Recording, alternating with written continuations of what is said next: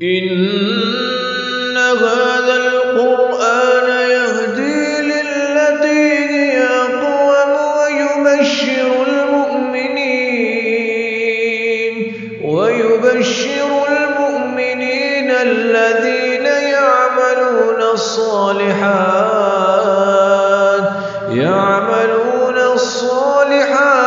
أن لهم أجرا كبيرا. بسم الله الرحمن الرحيم نحمده ونصلي ونسلم على رسوله الكريم وأشهد أن لا إله إلا الله وحده لا شريك له وأشهد أن محمدًا عبده ورسوله أما بعد. آج ہماری یہ کلاس گزشتہ ترتیب کے اعتبار سے شروع سے یہ ہماری تفسیر کی 74 نمبر کلاس ہے، جس میں ہم سورۃ النور کی آیت نمبر 55 سے شروع کریں گے۔ اللہ سے دعا ہے کہ اللہ تعالیٰ ہمیں سننے، سمجھنے اور عمل کرنے کی توفیق عطا فرمائے۔ اعوذ باللہ من الشیطان الرجیم، بسم اللہ الرحمن الرحیم۔ سورۃ نور، جس کی آیت نمبر 55 سے آج ہم نے شروع کرنا ہے۔ سورۃ نور کو اگر ہم دیکھیں نا تو ہم اس سورت کو 3 سٹیج میں غور کر سکتے ہیں۔ پہلا سٹیج شروع سے آ کے یوں آتا ہے اوپر سے اور آ کے رکتا ہے آیات احکامات پہ، کہ جیسے اللہ تعالیٰ ایک لڑی میں موتی پرو رہا ہے، ایک ایک کر کے موتی پروئے جا رہے ہیں، اور پھر اچانک ایک بڑا ہیرا درمیان میں آ کے پرو دیا جاتا ہے۔ آیت نمبر 35 میں اللہ نور السماوات والارض مثل نورہ کمشکات فیہا مصباح، ایک جو ہے وہ ہیرے کو اس لڑی میں پرویا گیا ہے ایک ہار کے طور پہ، اور پھر اگلے موتی ساتھ ساتھ پھر آگے جوڑ دیے جاتے ہیں۔ تو اس انداز میں اللہ تعالیٰ نے آیت نمبر 35 میں ایک بہت بڑی مثال دے کے بتایا کہ اللہ تعالیٰ ہی اس کائنات کو بنانے والا ہے، چلانے والا ہے، صحیح راستے پہ لگانے والا ہے۔ پھر اس کے بعد اللہ تعالیٰ نے یہ مثال کو بڑے ہی لمبے انداز میں واضح کیا، اور واضح کرنے کے بعد پھر دوبارہ سے ان منافقین کا تھوڑا سا رد کیا، اور آخر میں آ کے پھر آج ہم جس آیت پہ پہنچے ہیں، آیت نمبر 55 پہ، یہاں سے اللہ تعالیٰ نے ایک تھوڑے سے اور موتی پرو دیے، ایک نئے مضمون کا آغاز فرمایا۔ پچھلی آیات سے دیتے ہوئے یہاں پہ اللہ نے فرمایا وعد اللہ الذین آمنوا، اللہ تعالیٰ کا وعدہ ہے ان لوگوں سے جو ایمان لے آئے۔ پہلے آیت کا ترجمہ سن لیجئے، پھر ہم آگے بات کریں گے۔ اللہ کا وعدہ ہے ان لوگوں سے الذین آمنوا، جو تم میں سے ایمان لے آئے، منکم، تم میں سے، وعد اللہ الذین آمنوا منکم وعملوا الصالحات، اور جنہوں نے نیک اعمال کیے، اللہ کا وعدہ ہے۔ کس چیز کا وعدہ ہے؟ لَيَسْتَخْلِفَنَّهُمْ فِي الْأَرْضِ، اب یہاں پہ لَيَسْتَخْلِفَنَّهُمْ، لام تاکید کا ہے، اور اس ورب کے اندر آگے پھر سے نون تاکید کا ہے۔ لَيَسْتَخْلِفَنَّهُمْ فِي الْأَرْضِ، اللہ رب العزت لازمی ضروراً ان کو زمین پہ خلیفہ بنائے گا۔ كَمَا اسْتَخْلَفَ الَّذِينَ مِن قَبْلِهِمْ، جیسے کہ اللہ تعالیٰ نے ان سے پہلے لوگوں کو خلیفہ بنایا۔ وَلَيُمَكِّنَنَّ لَهُمْ دِينَهُمُ الَّذِي ارْتَضَىٰ لَهُمْ، اور اللہ تعالیٰ ان کو ان کا جو دین ہے، ان کے لیے ان کے دین کو مضبوطی کے ساتھ محکم کرے گا، جسے اللہ تعالیٰ نے ان کے لیے پسند فرمایا۔ وَلَيُمَكِّنَنَّ، اور لازمی اور ضروراً اللہ تعالیٰ ان کے لیے ان کے دین کو مضبوط کرے گا، جس دین کو اللہ نے ان کے لیے پسند فرمایا ہے۔ وَلَيُبَدِّلَنَّهُمْ مِن بَعْدِ خَوْفِهِمْ أَمْنًا، اور لازمی یقیناً اللہ تعالیٰ بدل دے گا ان کے لیے ان کے خوف کو امن میں، سلامتی میں۔ یعبدوننی لا یشرکون بی شیئا، یہ صرف اور صرف میری عبادت کریں گے، میرے ساتھ کسی کو شریک نہیں کریں گے۔ وَمَنْ كَفَّرَ بَعْدَ ذَلِكَ، اور جس نے کفر کیا اس کے بعد، فَأُولَئِكَ هُمُ الْفَاسِقُونَ، پس وہی لوگ ہوں گے فسق کرنے والے، نافرمانی کرنے والے، فاسق بننے والے۔ اس آیت کو قرآن مجید میں یا سورۃ نور کی آیت نمبر 55 کو آیت استخلاف کہا جاتا ہے۔ بعض لوگوں نے اس کا نام رکھا ہوا ہے آیت استخلاف، یعنی وہ آیت جس کے اندر اللہ تعالیٰ نے خلیفے کا ذکر کیا ہے۔ سب سے پہلے ذہن میں رکھ لیجئے کہ اس آیت کے بارے میں بھی مفسرین نے بہت سارے آراء اور بہت سارے وجوہات دی ہیں، بہت سارے نظریات بیان کیے ہیں۔ میں کوشش کرتا ہوں کہ جو ان میں سے ایک صحیح نظریہ جو درمیانہ لگتا ہے اسے بیان کیا جائے۔ سب سے پہلے تو اس آیت کے بارے میں دو باتیں سمجھ لیجئے۔ آیا یہ آیت مستقبل کی کوئی خبر ہے یا ایک شرائط کی بنیاد پہ وعدہ ہے؟ ٹھیک ہے، آیت کو دو نظریوں میں سوچا گیا۔ ایک نظریہ یہ ہے کہ آنے والے وقت میں اللہ تعالیٰ کا یہ وعدہ ہے، ٹھیک ہے، ایک نظریہ یہ ہے۔ اور دوسرا نظریہ یہ ہے کہ آنے والے وقت میں نہیں بلکہ کسی بھی وقت میں اللہ تعالیٰ کا یہ وعدہ ہے۔ اس آیت کے بارے میں دو نظریے ہیں۔ دوسرا سمجھ لیجئے کہ استخلاف، خلافہ، عربی میں اللہ تعالیٰ نے آدم علیہ السلام کے بارے میں پیچھے کہا تھا نا، اذ قال ربک للملائکۃ انی جاعل فی الارض خلیفہ، کہ میں زمین پہ ایک ایسی چیز کو بنا رہا ہوں جسے میں خلیفہ بنا رہا ہوں۔ اور خلیفہ کو دو معنوں میں عموماً لیا جاتا ہے، ایک نائب، ایک جانشین۔ جانشین اور نائب بھی تقریباً قریب ایک ہی معنی میں ہیں۔ نائب کا معنی کسی دوسرے کی جگہ پہ آ کے اس کی ڈیوٹی کرنے والا۔ مثلا میری ڈیوٹی تھی، اب میں پیچھے ہٹ گیا ہوں تو آپ نے میری جگہ پہ میری ڈیوٹی کر لی ہے، اس کو بھی نائب کہا جاتا ہے۔ جس کو ہم کہتے ہیں behalf on the other، کسی دوسرے کے behalf پہ کوئی چیز کرنا، اسے جو ہے وہ کہا جاتا ہے نیابت۔ اور ہم اپنی اردو زبان میں جو کہ فارسی سے لیا ہوا لفظ ہے، جس کو ہم کہتے ہیں جانشین ہونا۔ جانشین یعنی ایک کی جان کے جانے پہ دوسرا انسان اس کے بعد اس کی جگہ پہ آ جائے، یہ معنی ہوتا ہے جانشین کا۔ اب سب سے پہلے آیت کے بارے میں نے دو چیزیں بیان کی ہیں۔ آیت مستقبل میں ایک وعدہ ہے یا زمانے سے ہٹ کر، زمانے سے کوئی تعلق نہیں ہے، اور آیت کا معنی یہ ہے کہ اللہ کا وعدہ ہے چند ان صفتیں والے لوگوں کے ساتھ۔ یہ دو نظریے الگ الگ ہیں۔ آیت میں مستقبل کے لوگوں کے ساتھ ایک وعدہ ہے، یہ آیت میں مسلمانوں کے ساتھ ایک وعدہ ہے، ٹائم پیریڈ کا کوئی تعلق نہیں ہے۔ ایک آیت میں یہ والا نظریہ ہے، فرق۔ دوسرا یہ ہے کہ خلافت اور استخلاف، خلیفہ اور استخلاف، خلیفہ بننا اور خلیفہ جو ہے وہ بنایا جانا، ایک ہوتا ہے استخلاف، یعنی استخلاف یہ ہوتا ہے کہ کوئی دوسرا خلیفے کو چنتا ہے اور جو چنا ہوا ہوتا ہے وہ خلیفہ ہوتا ہے۔ ایک ایسی مینجمنٹ جو ایک نائب کے بعد ایک کے بعد دوسرے کو جو ہے رسپانسبلٹی دیتی ہے، ایک مینیجر کے بعد دوسرا مینیجر بنانے والی جو کمیٹی ہے، جو مینجمنٹ ہے، وہ استخلاف کرتی ہے۔ اور جو خلیفہ یا مینجمنٹ کے بعد جو ایک ڈیوٹی پہ آتا ہے وہ خلیفہ کہلاتا ہے۔ اب یہ دو چیزیں استخلاف اور خلیفہ میں بھی فرق ہے، یہ دو پوائنٹ بھی ہمیں ذہن میں رکھنے ہیں۔ تیسری بات اس میں یہ بھی ذہن میں رکھنی ہے کہ موجودہ دور میں جسے کہا جاتا ہے کہ ایک بندہ کسی حکومت کا سربراہ ہو جائے، ایک بندہ کسی بھی کنٹری کا حاکم ہے، اس کو خلیفہ نہیں کہا جاتا. کسی طرح کا کوئی سربراہ آ جائے اور اس کے دائرے میں چند لوگ آ جائیں انہیں خلیفہ نہیں کہا جاتا جب تک کہ اس خلیفے کی وہ چیزیں پوری نہ ہو جائیں جن کی بنیاد پہ خلیفہ بنتا ہے.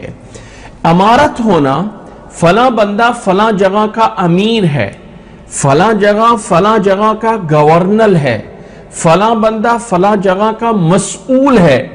اس آیت کو لے کے بہت سارے سیاستدان اس آیت کو مختلف دور میں اپنے پہ فٹ کر لیتے ہیں اور آیت کے اندر جو چیزیں ہیں، ایمان، عمل صالح، عدم شرک اور کفر سے دور ہونا، تین چیزیں بنیادی ہیں. ایمان، عمل صالح اور شرک سے دور ہونا ایک الگ سے اسپیشل پوائنٹ ہے. اب یہ وہ سمجھتے ہیں کہ یہ تینوں صفات ہمارے اندر پائی جاتی ہیں چونکہ ہم حکمران ہیں. اب اس حکومت سے یہ نہیں سمجھنا ہے کہ کوئی حکومت مراد ہے، نہیں. جب اس سے کوئی بھی حکومت سمجھ لی جائے گی تو وہ حکومت کہے گی کہ میرے اندر تین صفتیں پائی جاتی ہیں، ہم مومن بھی ہیں، ہم نیک عمل کرنے والے بھی ہیں. ایمان سے مراد ہم ایک مسلمان کہلاتے ہیں، نیک عمل سے مراد ہم لوگوں کے لیے اچھے کام کر رہے ہیں، اور لا یشرکون بی شیئا، ہم کوئی ایسے قوانین نہیں کر رہے ہیں جس سے ہم رب کا کوئی شرک کر رہے ہوں. تو ان تین چیزوں کو ہر ایک حکمران اپنے پہ فٹ کرتا ہے. میں مومن ہوں، نمبر 2 میرے اندر اعمال صالحہ، وہ اپنی جو گورنمنٹ کے اندر اصلاحات کر رہا ہے، جو روڈ بنا رہا ہے، جو کسی کے لیے کوئی کام کر رہا ہے، اسی کو وہ عمل صالح سمجھ لیتا ہے. اور عمل صالح کو اور اپنے جدید ترقی کو سمجھ لیتا ہے کہ میں یہی میرے اعمال صالحہ ہیں. اور اس کے بعد عدم شرک تو بات ختم، ہو تو کوئی مسئلہ نہیں ہوتا ہے. تو اس آیت کو ہر حکمران مسلمانوں کا خاص طور پہ آیت کو سمجھتا ہے کہ میرے بارے میں ہے. یہ بات غلط ہے.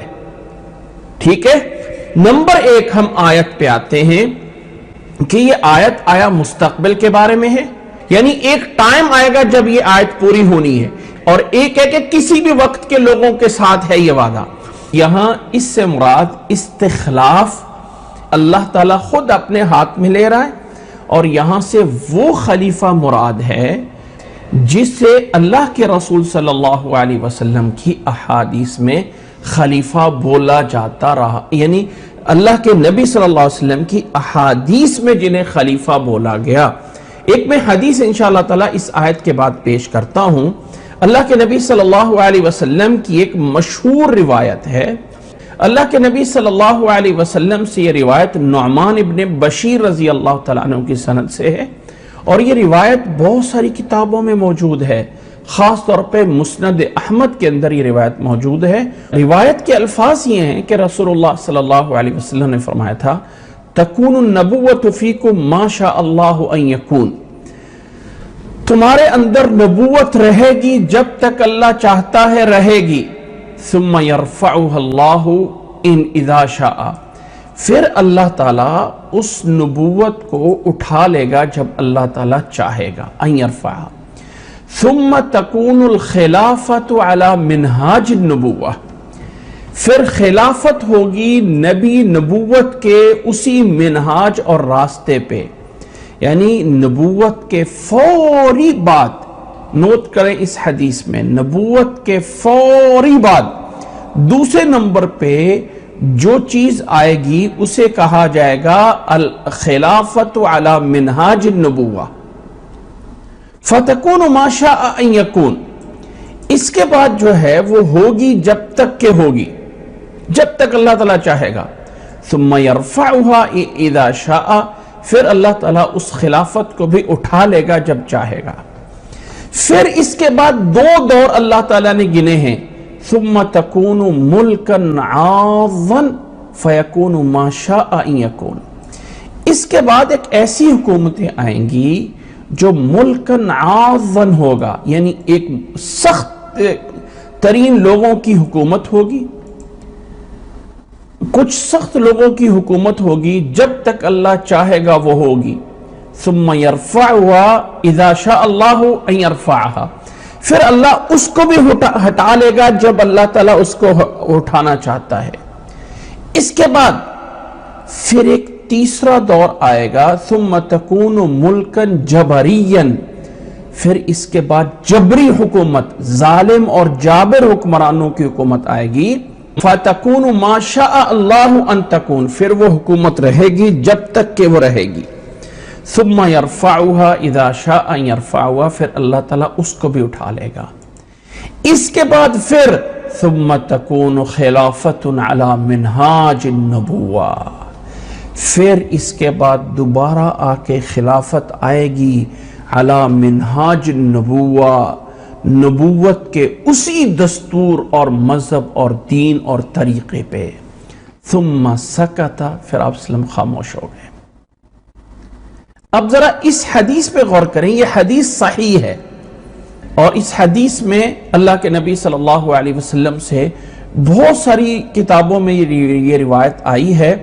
سب سے پہلے نبوت ہے، اس کے بعد خلافت علی منہاج النبوہ، یہ دو دور ہمیں پتہ ہے. اس کے بعد ایک دور آئے گا جس میں ملکن عاضن ہوگا اور ایک میں ملکن جبرین ہوگا. ایک میں کچھ نافرمان تو سخت قسم کے بادشاہ ہوں گے، کلمہ گو تو ہوں گے، مسلمان تو ہوں گے، لیکن یہ ہے. اور پھر دوسرے جو ہیں وہ جبرین ہوں گے، جبری ظالم حکمران ہوں گے. یہ دو دور درمیان میں آئیں گے اور پھر اس کے بعد خلافت ہوگی علی منہاج النبوہ. اب اس حدیث کو لا کے فٹ کیا جائے اس آیت کے ساتھ. اللہ تعالیٰ یہ کہتا ہے اس آیت میں، اگر غور کریں تو وعد اللہ الذین آمنوا وعملوا الصالحات لیستخلفنہم فی الارض، اللہ کا وعدہ ہے ایمان والوں کے ساتھ اور نیک اعمال کرنے والے لوگوں کے ساتھ کہ اللہ انہیں روئے زمین کی خلافت دے گا. یہاں پہ اب اس سے مراد، اگر ہم اس حدیث کو بھی سامنے رکھیں اور اس آیت کو بھی سامنے رکھیں تو سب سے پہلے سمجھ لینا چاہیے کہ یہاں پہ جو اس آیت میں خلافت کا ذکر ہے، جسے اللہ تعالیٰ خلافت دے گا، وہ محض اسلامی حکومت نہیں ہے، بلکہ اس سے مراد کیا ہے؟ وہ خلافت جو علی منہاج النبوہ ہوتی ہے.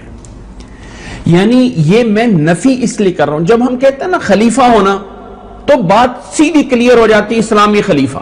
میں اس بات کو زور اس لیے دیتا ہوں کہ مختلف ادوار میں مختلف اسلامی حکومتیں اس آیت کو اپنے حق میں پڑھ دیتی ہیں.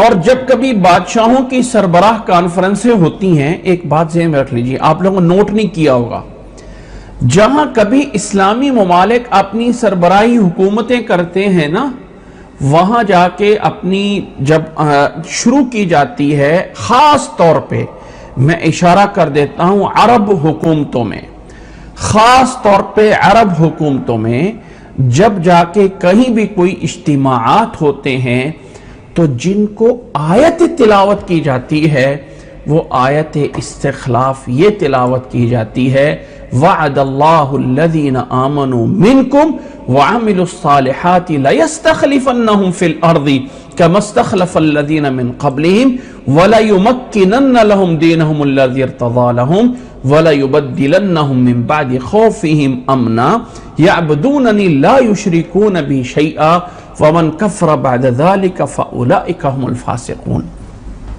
جو مسلمان حکومتوں کے قریب قریب رہنے والے علماء ہوتے ہیں، جنہیں آپ سیاسی علماء کہہ لیں یا جنہیں درباری علماء کہہ لیں، وہ اپنے حکومتوں کے لیے کوئی نہ کوئی جواز پیش کرتے رہتے ہیں.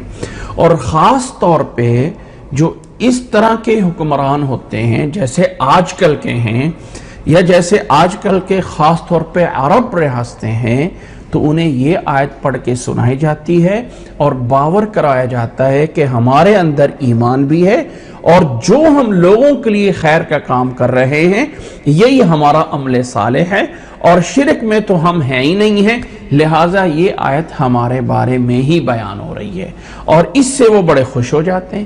اس لیے مجھے اس بات پہ زور دے رہا ہوں کہ سمجھ لیجئے خلیفہ سے مراد حکمران نہیں ہے، خلیفہ سے مراد ہے الخلافت علی منہاج النبوہ، وہ خلیفہ، وہ حکومت جو ایک نبی کے دستور حیات پہ قائم ہونے والی ہو، وہ اس آیت میں مراد ہے۔ پہلے تو یہ سمجھ لیں، اور اللہ تعالیٰ اسے یہ قوت دے گا، اللہ تعالیٰ ایسے انسانوں کو وہ بنائے گا۔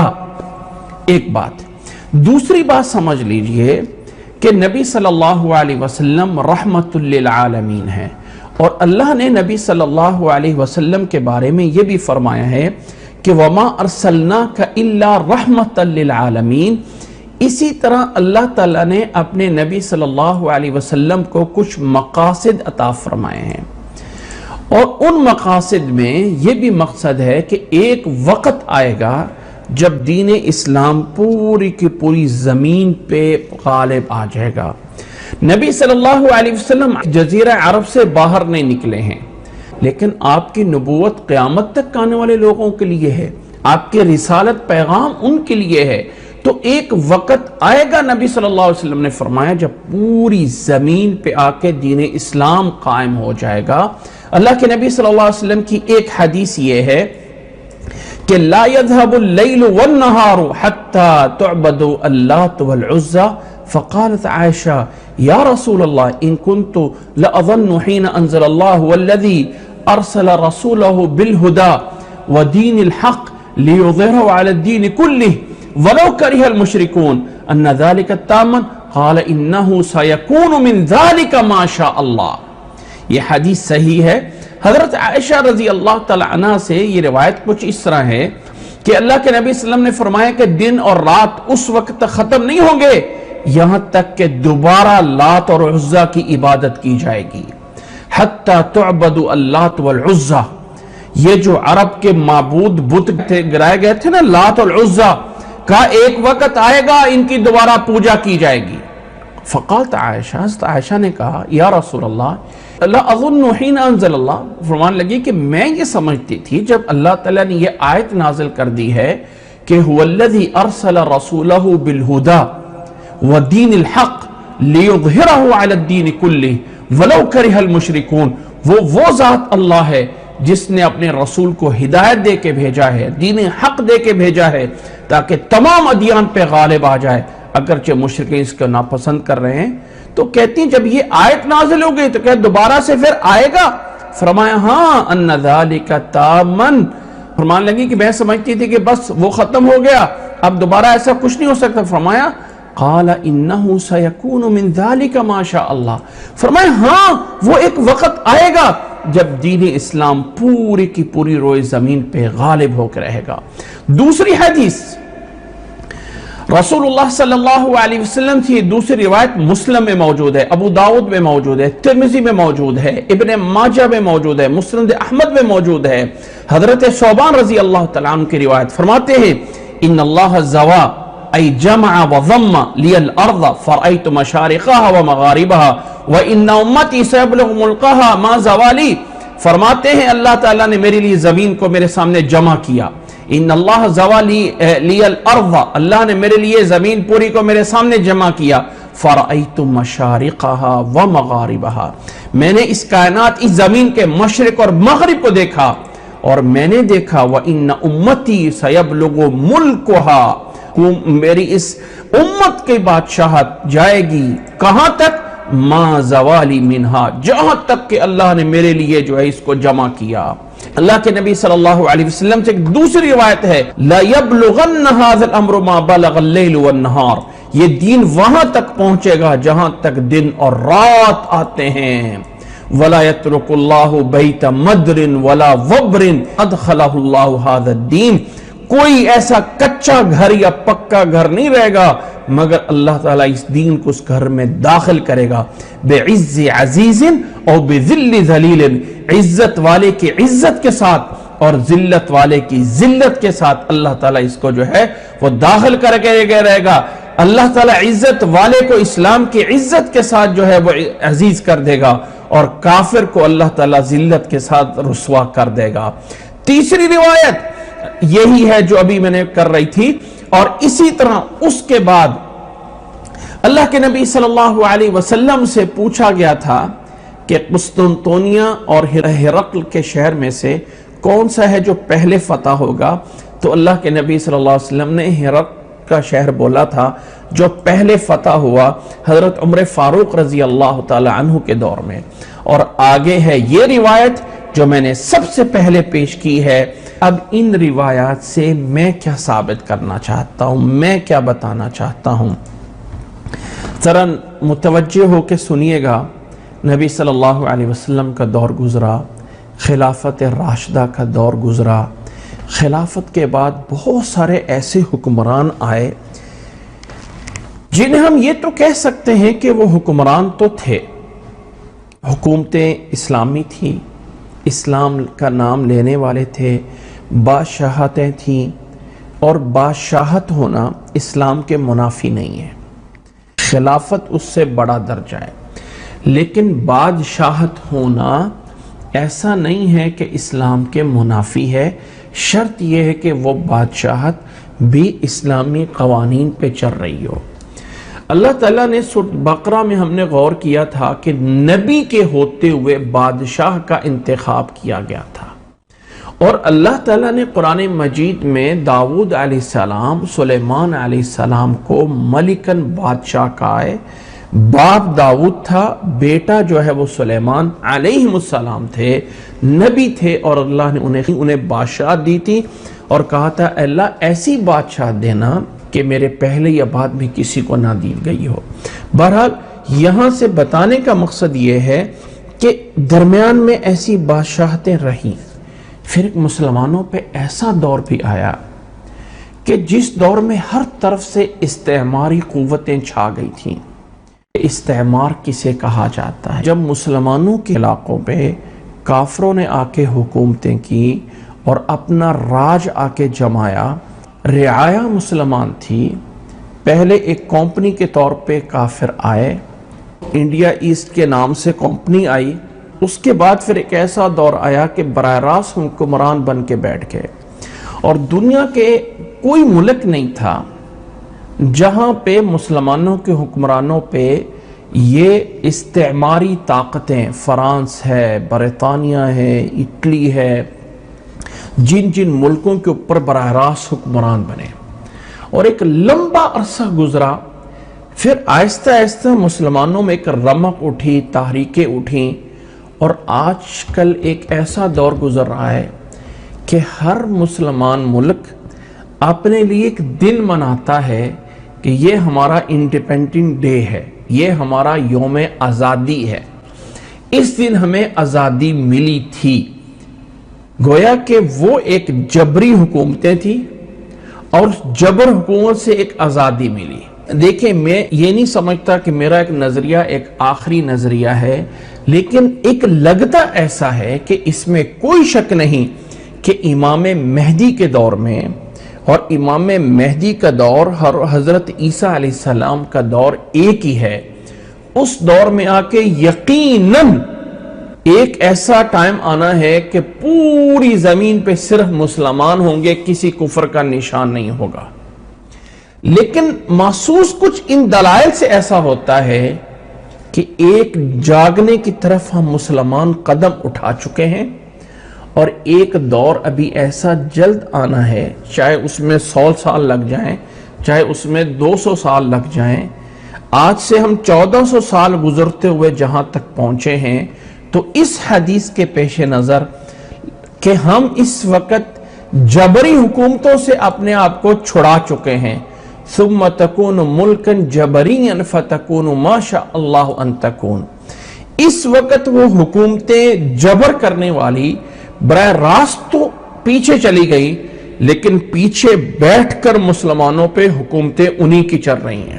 یہ نہیں ہے کہ مکمل طور پہ استعمار ختم ہو گیا، نہیں، اس وقت بھی مسلمان استعماری حکومتوں کے اندر ہی چل رہے ہیں، لیکن ایک دور ایسا آئے گا، کیونکہ ان احادیث میں امام مہدی اور عیسیٰ علیہ السلام کو ایک الگ سے بیان کیا گیا ہے، اور اس حدیث کے پیش نظر جس میں فرمایا ثم تکون خلافت علی منہاج النبوہ، پھر ایک دور آئے گا جس دور میں دوبارہ ہمارے مسلمانوں کی وہی حکومت آنی ہے جو کہ منہاج نبوت پہ حکومت ہوگی۔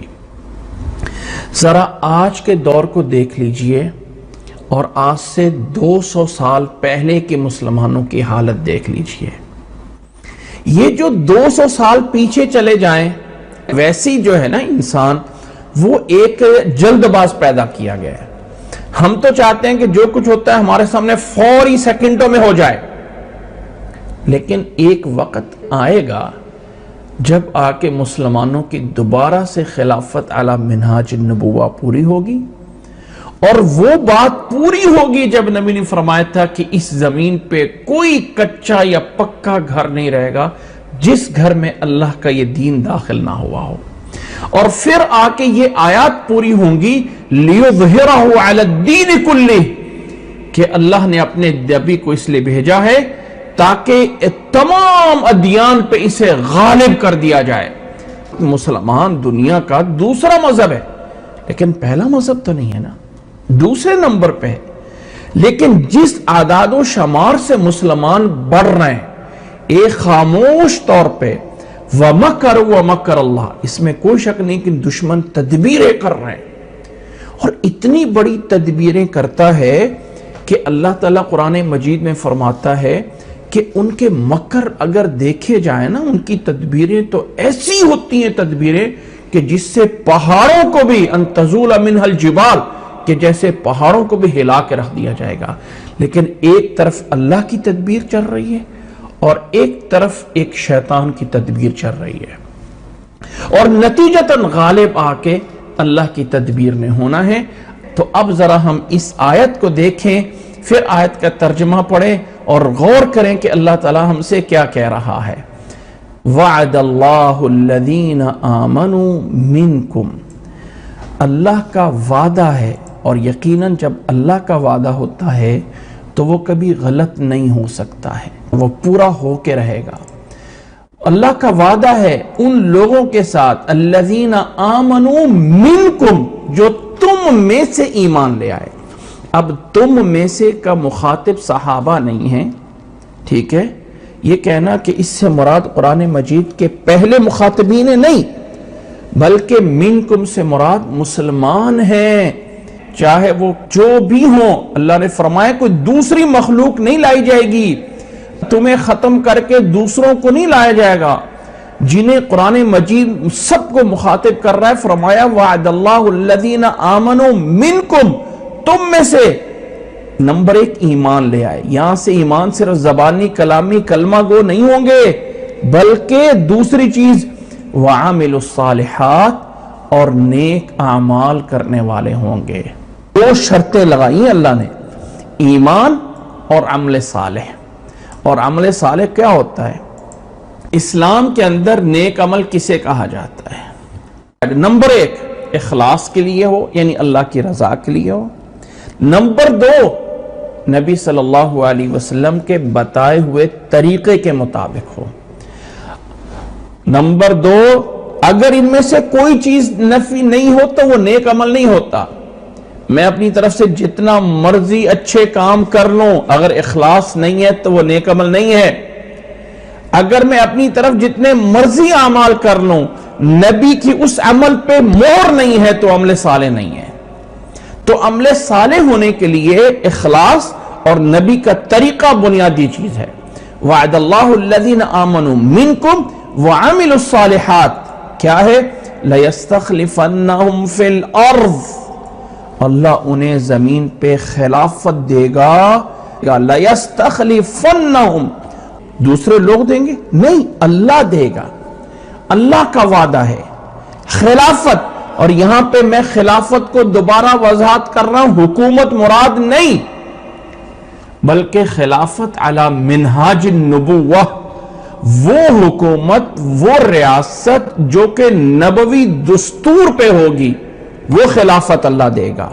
نہ یہ ہے کہ ہر حکمران اس کو اٹھا کے اپنی گود میں ڈال دے کہ یہ آیت میرے لیے ہے اور میں ہی ایمان والا ہوں اور میں ہی اچھے کام کر رہا ہوں، جیسے کہ آج کل بہت سارے حکمران ان آیتوں کو اپنے ہاں اور اپنے بیک گراؤنڈ پہ اور اپنی تصویروں میں سائیڈ پہ لکھ کر جو ہے وہ پیش کیا جاتا ہے. بہت سی جگہوں پہ ایسا نہیں، بلکہ اس سے مراد وہ خلافت علی منہاج النبوہ ہوگی کما استخلف الذین من قبلہم، جیسے اللہ نے پہلے لوگوں کو خلافت دی.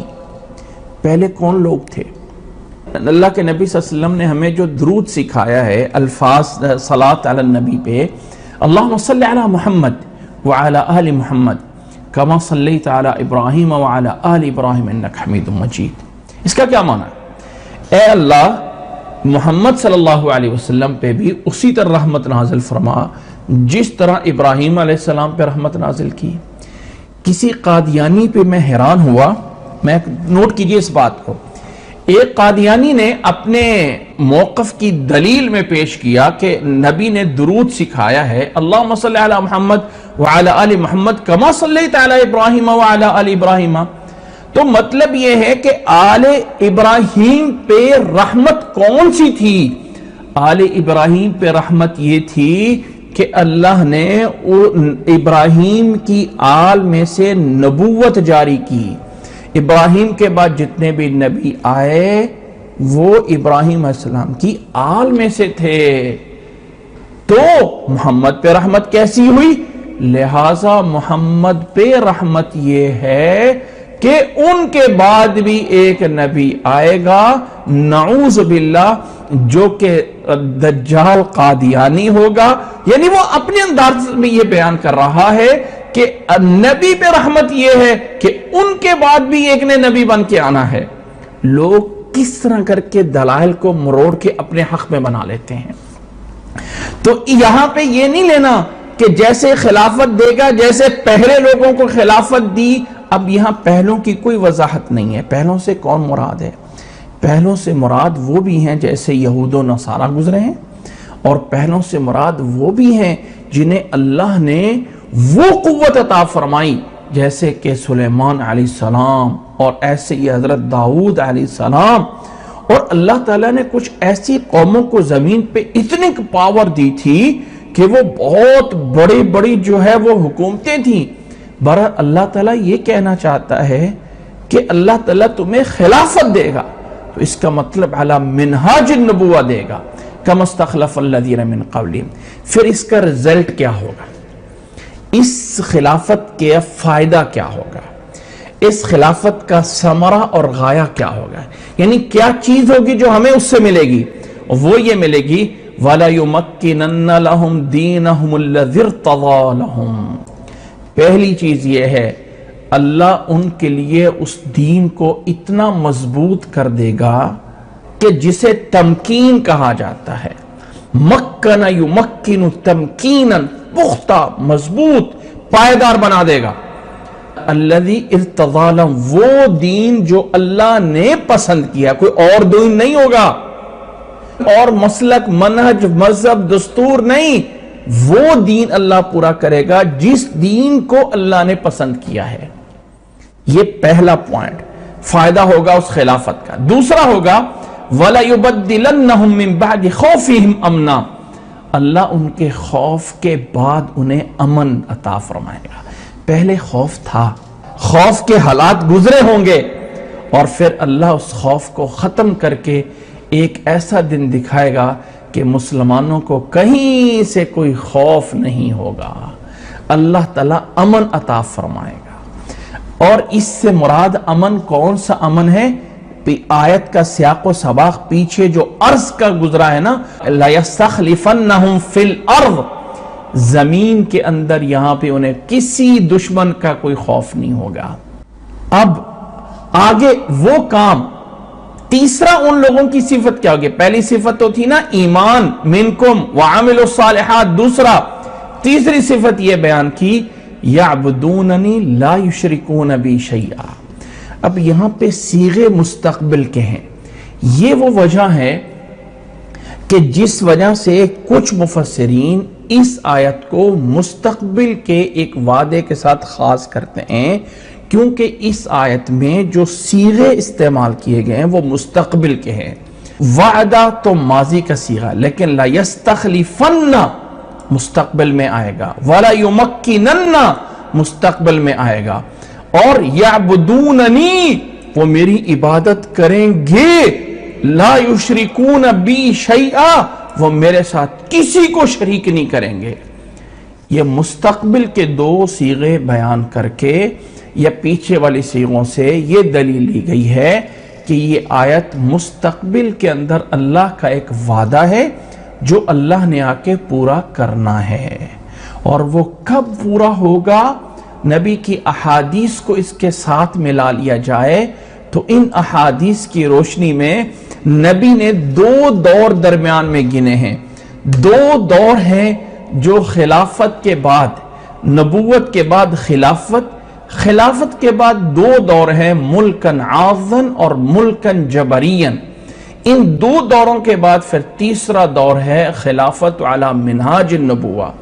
اس میں کوئی ٹائم پیریڈ نہیں رکھا گیا کہ اتنے سال تک جو ہے وہ ملکن عاضن ہے اور اتنے دور تک جو ہے وہ ملکن جبرین ہے، کوئی ایسا نہیں ہے۔ تیسرا دور آ کے پھر منہاج نبوت پہ خلافت آنی ہے، لیکن وعدہ ہے ان لوگوں کے ساتھ جو ایمان لے کے آئے، نیک اعمال کیے، اللہ کے ساتھ کسی کو شریک نہ کریں۔ اور دوسری رائے جیسے میں نے بتایا یہ ہے کہ یہاں کسی آنے والے مستقبل کے وعدے کا زمانے کا کوئی تعلق نہیں ہے۔ آیات میں اگرچہ صیغے ہیں لا یستخلفنہم، وہ آیت کا سیاق و سباق میں ہے، خبر بمانہ انشاء کے ہے کہ اللہ کا وعدہ ہے اگر تم ایمان لاؤ گے، نیک اعمال کرے گا، اللہ تمہیں کسی بھی دور میں خلیفہ بنائے گا، اللہ تعالیٰ تمہیں کسی بھی دور میں تمہارے لیے دین کو پختہ کرے گا۔ ایمان ہونا چاہیے، عمل صالح ہونا چاہیے۔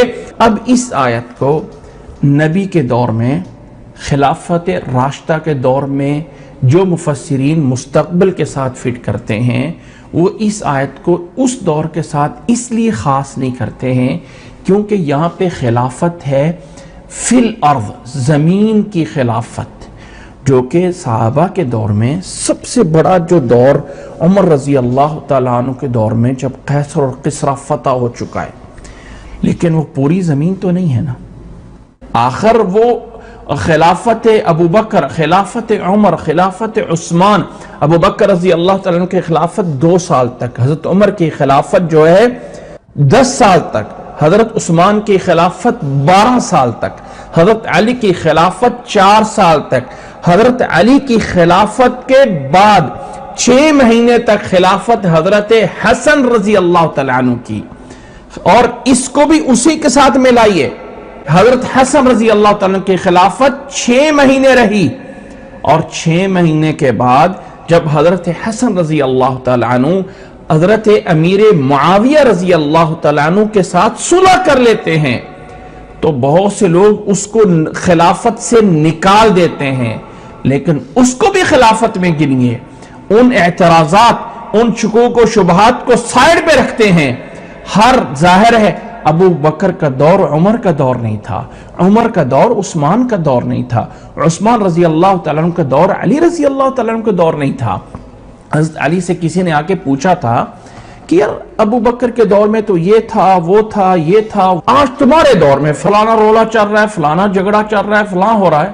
تو حضرت علی نے کہا رضی اللہ تعالیٰ عنہ نے کہ ابو بکر کی رعایا ہم تھے، عمر کی رعایا ہم تھے، عثمان کی رعایا ہم تھے، اور ہماری رعایا تم ہو۔ جیسے دور بدلتا گیا نا، پیچھے دور آتا گیا، تو لوگوں کے اندر وہ تقوی، وہ اللہ کا خوف نہ رہا جو پہلے تھا۔ اگر آپ یہ کہہ دیں ہر ایک انسان کے ایمان کا ایک لیول ہے، اب ہر ایک انسان تو جبریل کے ایمان تک تو نہیں نہ پہنچ سکتا، ہر ایک کا ایمان صحابہ کے ایمان تک تو نہیں نہ پہنچ سکتا. ایمان کے بھی کچھ اونچ نیچ ہے، یزید و ینقص، ایمان بھی کم اور زیادہ ہوتا ہے. لیکن کم اور ہونے پہ کیا ہم اسے ایمان کے درجے سے نکال دیں گے؟ ایسی حضرت علی رضی اللہ تعالیٰ عنہ کے بعد 6 مہینے تک خلافت حضرت حسن رضی اللہ تعالیٰ عنہ کی رہی، اور پھر حضرت حسن رضی اللہ تعالیٰ عنہ حضرت معاویہ کے ساتھ صلح کر لیتے ہیں، اور 20 سال تک خلافت رہی حضرت معاویہ رضی اللہ تعالیٰ عنہ کی. اب اس پورے عرصے کو گن لیجئے. ابو بکر رضی اللہ تعالیٰ عنہ کے 2 سال، حضرت عمر کے 10 سال، 12 سال ہو گئے. حضرت عثمان رضی اللہ تعالیٰ عنہ کے 12 سال، ٹوٹل 24 سال ہو گئے. 24 سال کے بعد حضرت علی رضی اللہ تعالیٰ عنہ کے 4 سال، 28 سال ہو گئے. اور پھر 1 سال وہ بھی جس کے 6 مہینے جاتے ہیں، 29 سال ہو گئے. اور اس سے پہلے نبوی کے دور کی ہجرت کے جو ہے وہ 10 سال وہ بھی ہیں، یعنی وہ تو اگرچہ نبوت کے تھے، میں ہجری کے حساب سے کر رہا ہوں، وہ بھی ہو گئے. پھر اس کے بعد 20 سال تک حضرت معاویہ رضی اللہ تعالیٰ عنہ رہے، 20 سال تک ان کی خلافت رہی. تو یہ 50 سال کا عرصہ گزرتا ہے. اس کے بعد بنو امیہ کے لوگ آئے، بنو عباس کے لوگ آئے، اور دور چلتا رہا. ہاں کچھ اچھے حکمران آئے، کچھ اچھے نہ آئے. کچھ بنو امیہ کے حکمران اچھے تھے، کچھ اچھے نہیں بھی ہوں گے. کوئی بنو عباس کے اچھے ہوں گے، کوئی اچھے نہیں بھی ہوں گے. اس کے بعد پھر دور بدلا. مختلف ادوار سے آتے آتے تاریخ نے ایک کروٹ لی اور خلافت عثمانیہ قائم ہوتی ہے. پھر خلافت عثمانیہ کے ادوار آتے رہے، چلتے رہے، اور آخر میں آ کے آج سے 100 سال پہلے 1923 میں آ کے خلافت عثمانیہ کے جو آخری ڈوبتی ہوئی کرن تھی وہ بھی جو ہے وہ ختم ہو گئی. اس کے بعد جو ہے ایسا دور آیا، گزشتہ کوئی اگر ہم دور دیکھ لیں کچھ 2 سالوں سے پہلے کا دور، تو ہر طرف کفر اپنے پنجے جمائے بیٹھا ہوا تھا. پھر آہستہ آہستہ مسلمان نکلتے ہیں، آزاد ریاستیں. آج کون سا وہ مسلمان ملک ہے جو ہر سال بعد اپنا یوم آزادی نہیں مناتا؟ انڈیپینڈنٹ ڈے کون سا مسلمان ہے جو نہیں مناتا ہے؟ ہر ملک منا رہا ہے. کس لیے؟ کہ یہ وہ دن تھا جب ہمیں فلاں سے آزادی ہوئی، جب ہمیں فرانس سے آزادی ملی، جب ہمیں برطانیہ سے آزادی ملی، جب ہمیں فلاں سے آزادی ملی. یہ سارے مسلمان اس دائرے میں گھوم رہے ہیں. اب یہ دور 2 حدیث کے الفاظ، میں ان کے اوپر اپنی طرف سے کوئی رائے نہیں دے سکتا ہوں. کب تک ملکن عاون رہا اور کب تک ملکن جبرین چلے گا، جو کہ ایک لحاظ سے آج بھی چل رہا ہے. اور ایک وقت آئے گا جب خلافت علی منہاج النبوہ قائم ہونی ہے. یہاں پہ ایک بات بتا دوں، کچھ محدثین، کچھ مفسرین کی رائے یہ ہے کہ وہ اس حدیث کو عمر بن عبدالعزیز رحمہ اللہ پہ آ کے ختم کر دیتے ہیں. وہ کہتے ہیں خلافت رہی، اس کے بعد کچھ ایسے حکمران 2-3 درمیان میں آئے جو صحیح نہیں تھے، اور پھر بعد آ کے خلافت علی منہاج النبوہ آ گئی، یعنی عمر بن عبدالعزیز کی حکومت آ گئی، اور وہ حکومت علی منہاج النبوہ تھی، اور اس کے بعد دور ختم ہو گیا. واللہ اعلم. نبی صلی اللہ علیہ وسلم کی اس حدیث کو اگر ہم 100-150 سال کے اندر آ کے ختم کر دیں تو یہ کوئی انصاف نہیں ہے. اس حدیث کو ہم ان احادیث کے ساتھ ملائیں جن احادیث میں نبی صلی اللہ علیہ وسلم نے روئے زمین کے اوپر دین کے پھیلنے کا، دین کے غالب آنے کی خوشخبریاں دی ہوئی ہیں، اور اسی ضمن میں اس آیت کو لے کے آئیں تو اللہ کا وعدہ ہے. احادیث اور یہ آیت استخلاف جسے ہم پڑھ رہے ہیں، یہ چیز بیان کر رہی ہے کہ اے مسلمانوں، آپ نیند سے بیدار ہو جاؤ، جلدی کرو، جلدی اپنے ایمان اور نیک اعمال کو پورا کرو اور شرک سے دور ہو جاؤ. ابھی دور آ رہا ہے کہ دوبارہ آ کے منہاج النبوہ پہ خلافت آئے گی. یہ ہے واللہ عالم اس آیت کی جو تفسیر لگتی ہے. جب اللہ کا دین قائم ہو گیا، خلافت دوبارہ علی منہاج النبوت قائم ہو گئی، اب اللہ نے فرمایا ومن کفر بعد ذالک، اب دین اسلام غالب ہو چکا ہے. اب اگر کوئی انسان آ کے کفر کرتا ہے اس کے بعد تو اب یہ ہوں گے وہ اصل فاسق لوگ۔ پھر اللہ نے فرمایا لوگو وَأَقِيمُوا الصَّلَاةَ وَآتُوا الزَّكَاةَ، یہ اللہ تعالیٰ نے درمیان میں ایک وعدہ دیا اور نماز قائم کرو۔ اسلوب انداز پچھلی آیت کا آگے سے ملائیے، نماز قائم کرو اور زکوٰۃ ادا کرو۔ وَأَطِيعُوا الرَّسُولَ لَعَلَّكُمْ تُرْحَمُونَ، اور اللہ کے رسول کی اطاعت کرو تاکہ تم پہ رحم کیا جائے۔ پھر اللہ نے فرمایا لا تحسبن الذین کفروا معجزین فی الارض، لوگو تم اپنے کام پورا کرو، اللہ اپنے کام پورے کرے گا۔ تم اپنا کام پورا کرو، رسول کی اطاعت کرو، اللہ تعالیٰ تمہیں زمین پہ تمکین دے گا، خلافت دے گا۔ تم نماز کو قائم کرو، زکوٰۃ ادا کرو، رسول کی اطاعت کرو، لعلکم ترحمون، تاکہ تم پر رحم کیا جائے۔ پھر فرمایا لا تحسبن الذین کفروا معجزین فی الارض، مت سمجھیں ان لوگوں کو جو کافر ہوئے وہ زمین پہ عاجز کر دیں گے۔ وَمَأْوَاهُمُ النَّارُ، ان کا ٹھکانہ جہنم ہے۔ وَلَبِئْسَ الْمَصِيرُ، اور بہت برا ہے ان کا ٹھکانہ، بہت بری جگہ ہے جہاں انہیں جو ہے وہ لے جایا جائے گا۔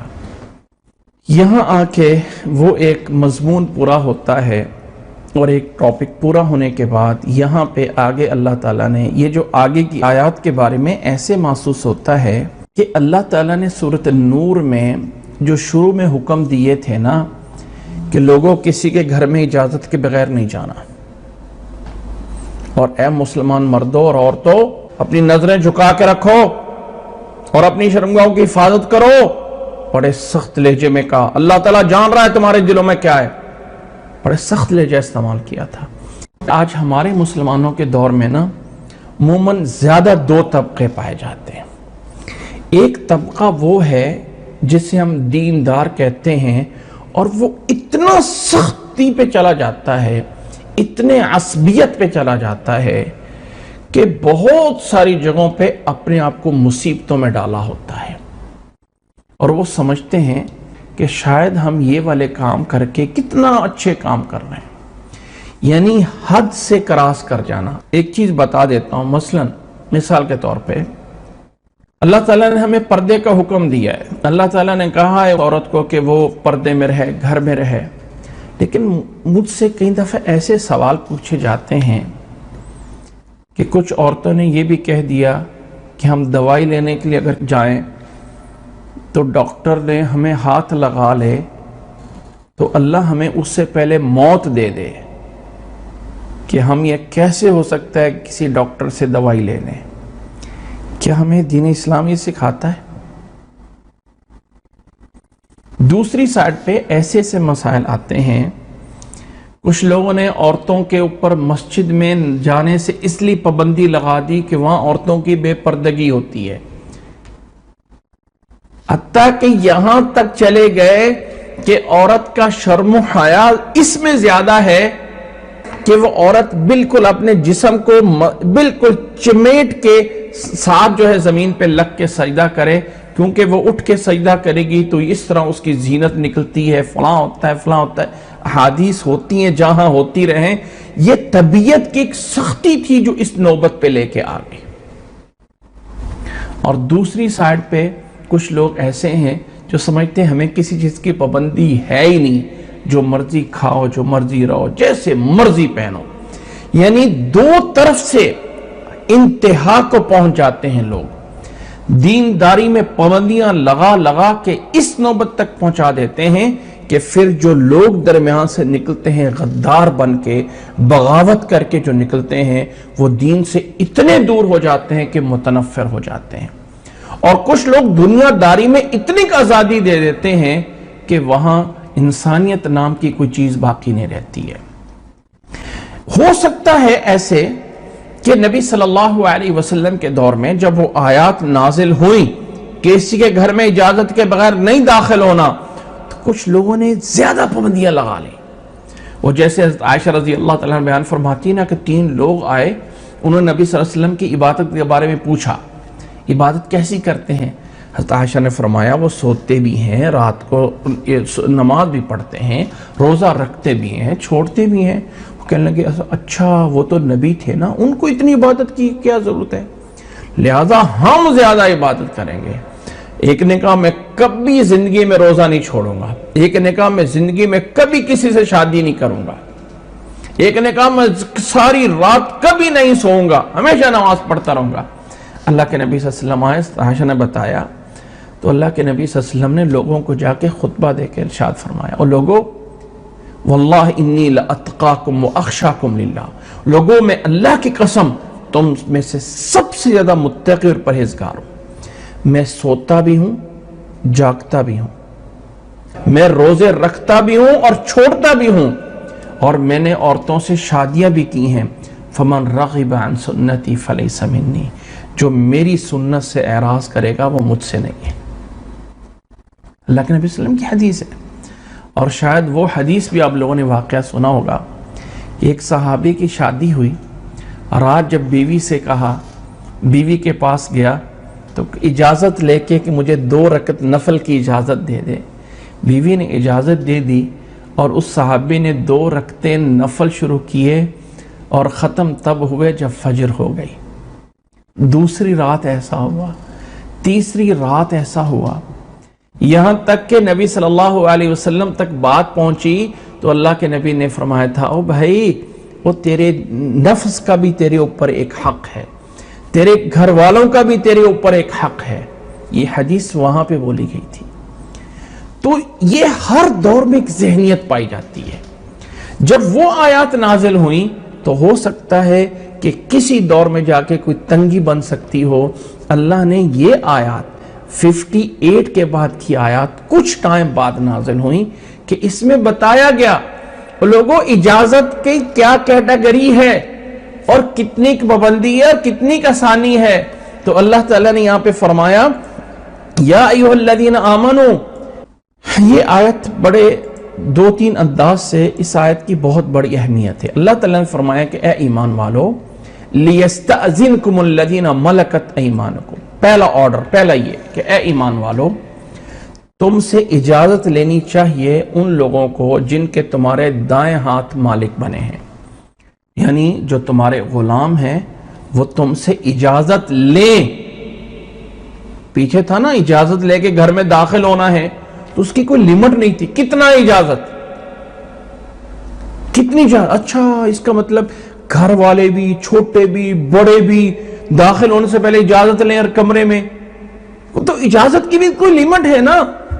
فرمایا یا ایھا الذین آمنوا لیستأذنکم الذین ملکت ایمانکم، جن کے تمہارے دائیں ہاتھ مالک بنے ہیں انہیں اجازت لینی چاہیے تم سے۔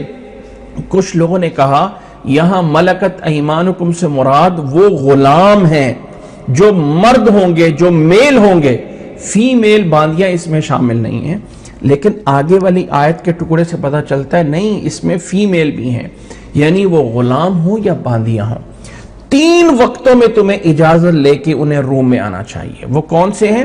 ایک والذین لم یبلغوا الحلم منکم، اور دوسرے وہ لوگ جو تم میں سے ابھی اس وقت ایسی عمر کو نہیں پہنچے ہیں جو بلوغت کی عمر ہوتی ہے، بچہ ہے، بچی ہے، لم یبلغ الحلم منکم، جو ابھی بلوغت کو نہیں پہنچے۔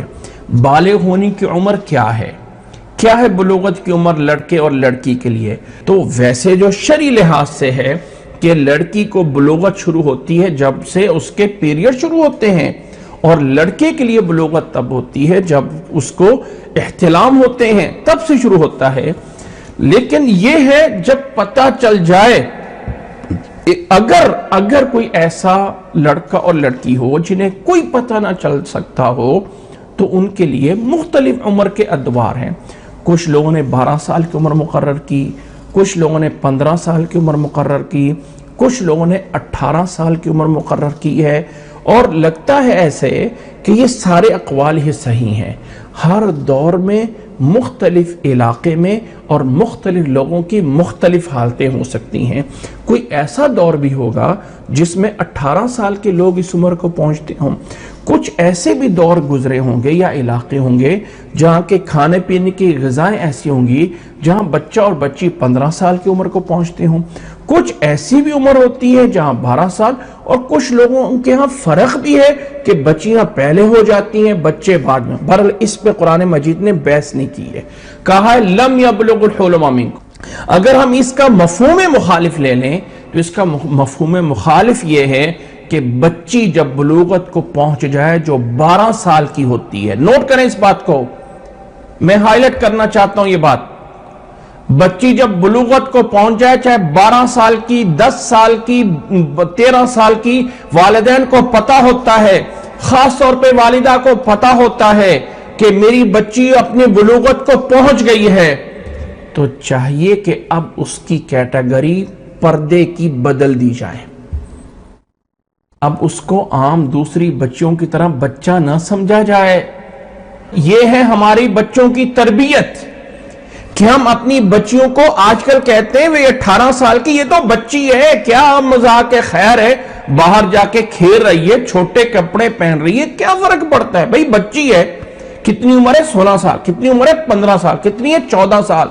آج کل ہو سکتا ہے کہ 12 سال کی لڑکی بھی آپ کو بہت بڑی جوان لگے گی.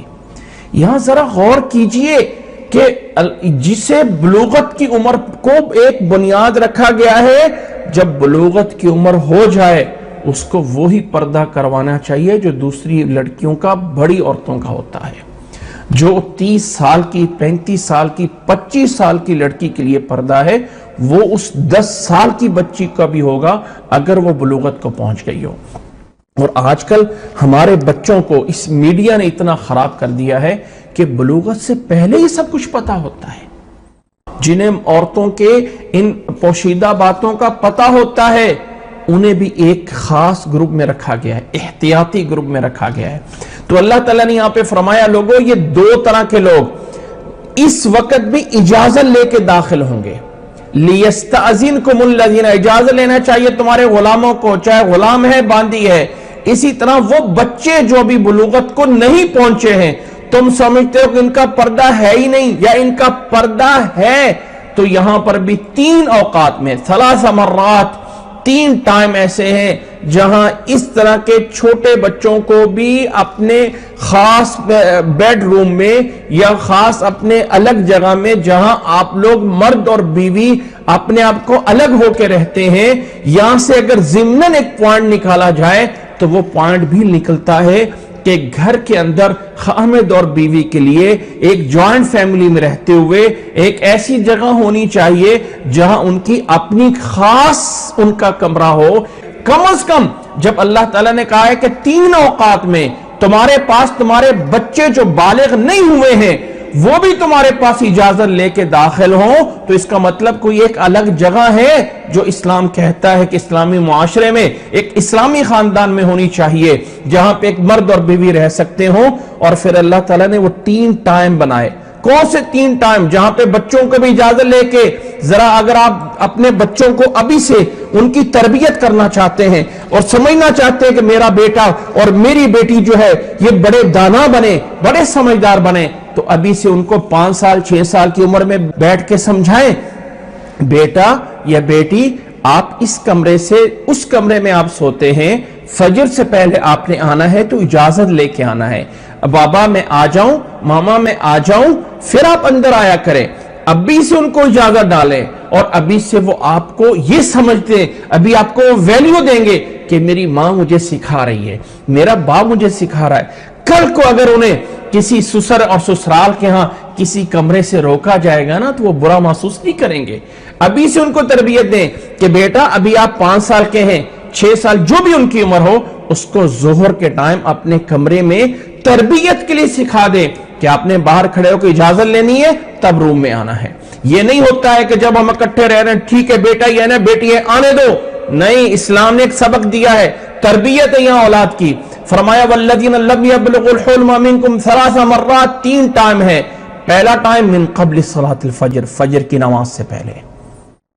اگر میں اس سے ایک اور مفہوم نکال لوں تو قرآن ہمیں یہ بھی بتا رہا ہے کہ جو بچے نابالغ ہوتے ہیں، ٹھیک ہے، ان کے لیے ماں باپ کے علاوہ اگر کوئی جگہ بنا دی جائے جہاں پہ وہ آرام کیا کریں تو یہ اسلام مخالف نہیں ہے، یہ بھی ایک تربیت کا حصہ ہے۔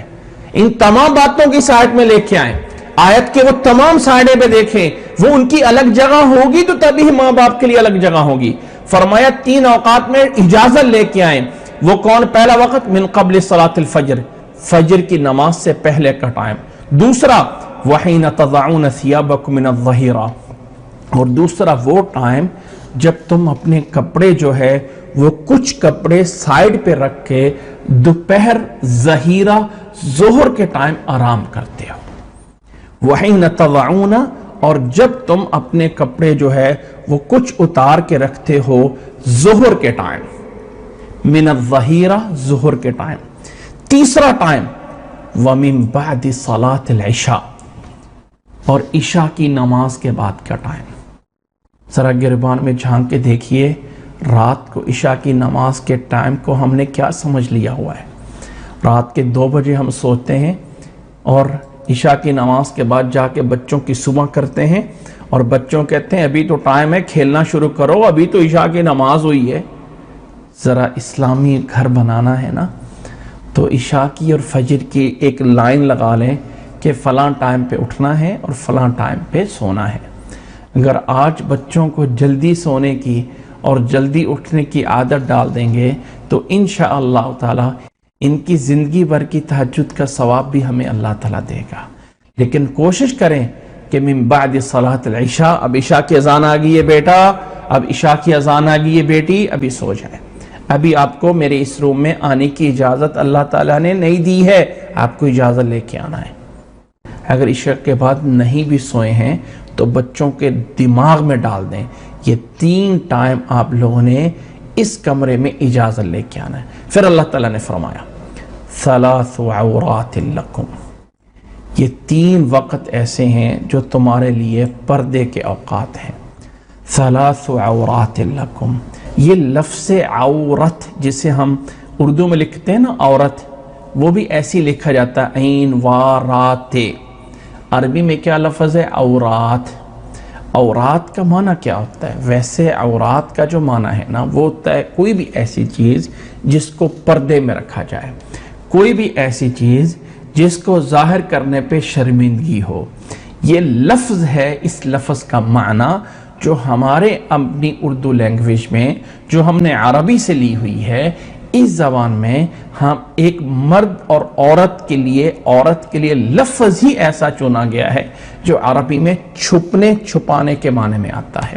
اب یہاں سے کچھ تہذیب لکھنے والے لوگ لکھتے ہیں، کچھ عارفین لکھتے ہیں، جو ایسے لوگ جو آداب زندگی پہ کوئی لکھا کرتے ہیں، وہ کہتے ہیں خامد بیوی کے جو تخلیہ کے ٹائم ہے نا وہ 3 ٹائم ہیں، یعنی گویا کہ 2 ٹائم ہیں لیکن آپ ان کو 3 ٹائموں پہ اس طرح ملا لیں۔ اللہ تعالیٰ نے یہ بھی کہا ہے کہ 3 ٹائم ہے جو تمہارے لیے پردے کا ٹائم ہے۔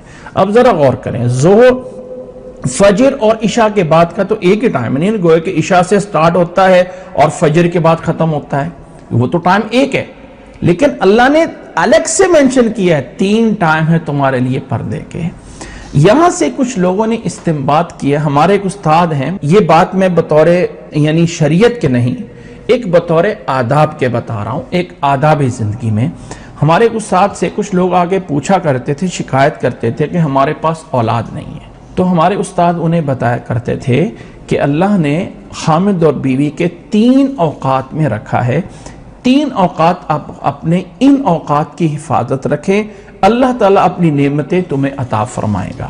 بہرحال یہ اللہ تعالیٰ نے ایک الگ سے منشن کیا، اور پھر اللہ تعالیٰ نے فرمایا اگر 3 اوقات کے علاوہ بچے آ رہے ہیں اور تم اپنی نامناسب حالت میں لیٹے ہوئے ہو، بیٹھے ہوئے ہو، تو یہ تمہارا قصور ہے، ان کا قصور نہیں ہے۔ اللہ نے فرمایا لیس علیکم ولا علیہم جناح، ان پر اور تمہارے اوپر کوئی حرج نہیں ہے، بعدہن، ان 3 اوقات کے علاوہ۔ طوافون علیکم، تمہارا باس یعنی تم آپس میں ایک تو ہو نا، بیوی بچے یہ سب ایک ہی خاندان تو ہے، کوئی الگ تو نہیں ہو سکتا ہے نا، لیکن 3 اوقات ایک گھر میں رہ کر بھی تنبیہ کی گئی ہے کہ لوگوں اس میں بچوں کو بھی تربیت دو۔ پیچھے سکھایا گیا تھا اجازت لے کے آنا ہے، نہیں ہے لے کے آنا، یہاں پہ اس اجازت میں تھوڑی سی ایڈیشنل اور معلومات دے دی، ایک ایڈیشنل معلومات دی کہ جو بچے نابالغ ہیں ان کو اپنے گھروں کے اندر بھی یہ عادت ڈال دو کہ 3 اوقات میں اجازت لے کے آئیں۔ پھر آخر میں اللہ تعالیٰ نے فرمائے كَذَلِكَ يُبَيِّنُ اللَّهُ لَكُمُ الْآيَاتِ، اللہ تعالیٰ تمہارے لیے اپنی آیات کھل کے بیان کرتا ہے، واللہ علیم حکیم، اور اللہ تعالیٰ علیم اور حکیم ہے۔ اللہ تعالیٰ علیم، اللہ سے بڑھ کر کوئی نہیں ہے، جتنے یہ احکامات اللہ نے دیے ہیں نا پورے علم سے دیے ہیں، پوری حکمت سے اللہ تعالیٰ نے عطا فرمائے، ایسے نہیں ہے اللہ تعالیٰ کے احکامات کے اللہ نے ایسے ہی دے دیے۔ یہ تھا اس آیت کے اندر جو اللہ نے براہ راست چیز ہمیں ایک بات سمجھائی ہے۔ اب یہاں سے ایک بات میں اور سمجھانا چاہتا ہوں، یہ بات اس سے سیاق و سباق سے ہٹ کر ہے، ایک الگ بات ہے۔ اللہ تعالیٰ نے قرآن مجید میں کہا ہے نماز پڑھو، یہ کتنی نمازیں، فرض نمازیں کتنی ہیں؟ 5 نمازیں فرض ہیں۔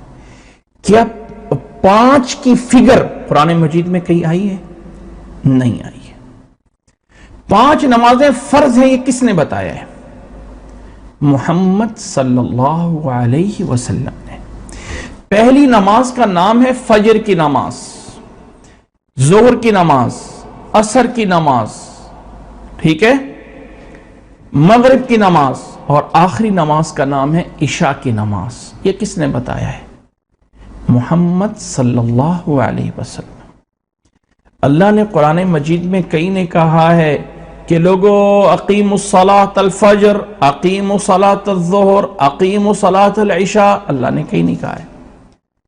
نبی کی بات کو اللہ نے قرآن مجید میں برقرار رکھا ہے، اور ٹائمنگ کے لیے 6 بجے، 7 بجے، 5 بجے یا شام کے 7 اور 8 بجے کے لیے نہیں، ٹائمنگ کی فکسنگ کے لیے جو معیار قائم کیا ہے، من قبل صلاۃ الفجر ومن بعد صلاۃ العشاء، فکسنگ ٹائم، فجر کے پہلے میں یہ کام کرتا ہوں اور فجر کے بعد میں یہ، نماز فجر کے بعد نماز عشاء، یہ 2 لفظ پہ غور کیجئے، صلاۃ الفجر اور صلاۃ العشاء۔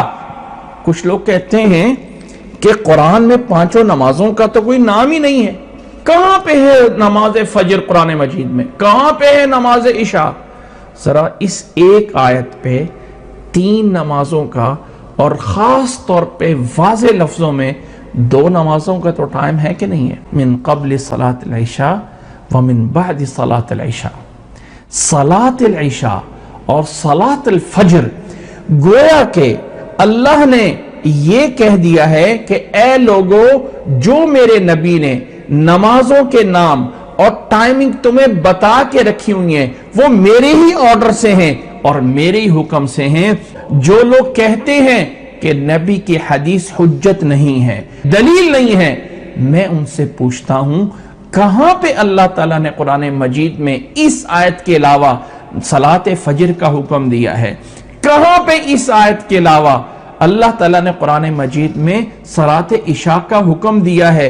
وہ تو نبی کے کہنے پہ ہم صلاۃ فجر پڑھ رہے ہیں نا، تو نبی نے جو مقرر کیا ہوا ہے فجر کا ٹائم، نبی نے فجر کا ٹائم دوپہر کا نہیں مقرر کیا ہوا، نبی نے عشاء کا ٹائم عصر کا نہیں مقرر کیا ہوا، نبی نے عشاء کا ٹائم رات کے وقت، اور نبی نے فجر کا ٹائم ہمیں فجر کے ٹائم، صبح کے ٹائم بتایا ہوا ہے۔ تو اللہ نے نبی کے مقرر کردہ چیز کو برقرار رکھا ہے۔ تو یہ دلیل ہے حجیت حدیث کی کہ نبی نے وہ بات جو اپنی طرف سے بتائی ہو اور وہ بات قرآن مجید میں موجود نہ ہو تو وہ بھی ہمارے لیے حجت ہوتی ہے۔